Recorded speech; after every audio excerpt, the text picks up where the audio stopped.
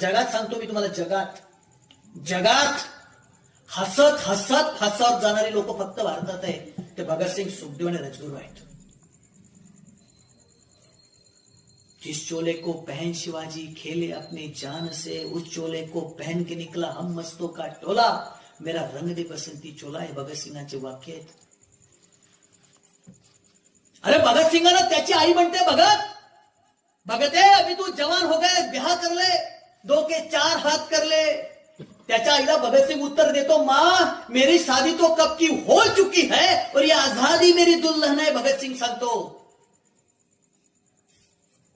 तो भगतसिंग जेव्हा फासावर जात असेल तर काय विचार करत असेल, त्याच्या डोक्यात काय कल्पना असतील. अरे वाचा कधी भगतसिंग, वाचा भगतसिंग, समजून घ्या काय कल्पना असेल त्याच्या डोक्यामध्ये. कुठल्या भारताच्या कल्पना आणि संकल्पना केल्या असेल या, जिथे एका जातीचा माणूस दुसऱ्या जातीचा शत्रू आहे, जिथे एका धर्माचा माणूस दुसऱ्या धर्माचा शत्रू आहे. या भारताचा हा देश, हा कल्पना केली कधी? त्याने कल्पना केली होती की माझा गुन्हा गोविंदाने, सगळ्या जाती धर्माचे लोक आनंदाने गुन्हा गोविंदाने नांदणारा माझा देश असेल.